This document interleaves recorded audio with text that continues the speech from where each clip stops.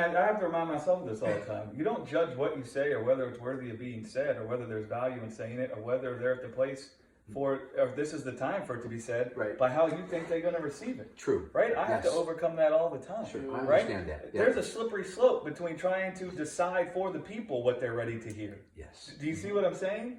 I mean, there's a slippery slope between you keeping back what you think people are ready to hear because how will they react? Yeah. How will they take it? No.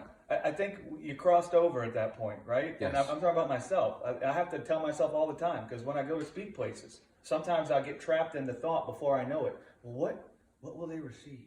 Yeah. I don't want to upset the people. I fall into that trap almost every I week. will say this. The one thing that has got to blow a person's mind is this. You know, everybody looks at the garden experience there and says, Adam disobeyed God and the world fell into sin. And that's why sin exists. Right. He disobeyed and sin came. It was a matter of disobedience. And there's some truth to that. There's an element of truth to that, obviously. However, what does it mean that there was a tree of the knowledge of good and evil? And God said, do not eat from the tree of the knowledge of good and evil, for in the day that you do, you will surely die. Well, we think that they disobeyed God, ate the fruit, and they surely died. Right. But what did the tree of the knowledge of good and evil, what is the meaning behind that type of tree? That tree, what was that tree? That tree was a belief system. Yes. A life platform by which we could partake in and try to attain godliness through our knowledge of good and evil. And when you look at religion, that's what religion is. That's exactly what religion is. You bet. That's exactly right. I'm going to become godly because I know right from wrong, good from evil. I'm going to do the right, not do the wrong, and thus become godly. Yeah. And God said, you're going to die if you believe like that. Now, I got to tell you, it's got to at least get you thinking that something might not be right about that. Yeah. And I think that could That's be excellent. easier than trying to explain grace to them. Yeah. I'm saying that might be that might be a better end. Yeah. Because I mean, listen, if you just stop and think about that statement for a time, the knowledge of good and evil.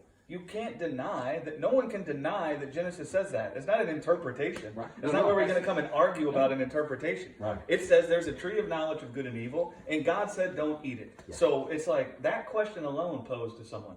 What is that tree? Why is it called the knowledge of good and evil? And why wouldn't God want them to eat from that? Yeah. Right? And then from that foundation, it could be easier for people to start understanding grace. Right? Actually talking about it that way. Yeah. That's why I think it's brilliant the way that Maurice come at the book from that perspective. And the book is full of grace.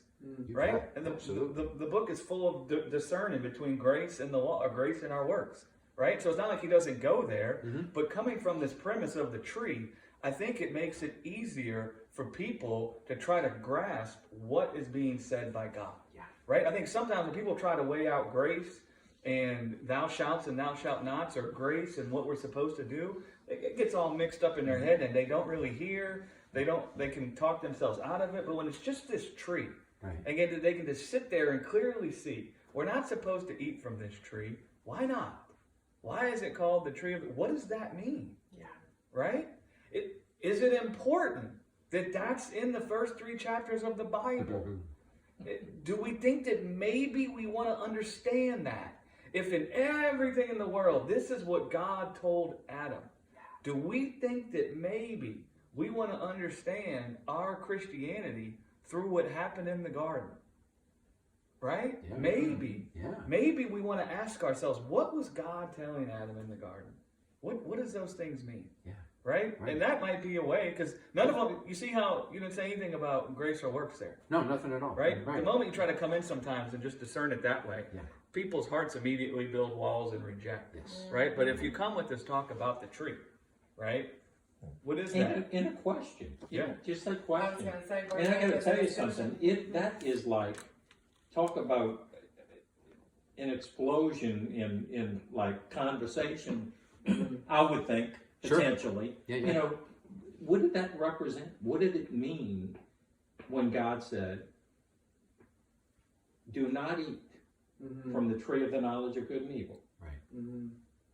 For when you do, you'll surely die. Right. And Satan says, you do want to eat from that tree because you'll be wise.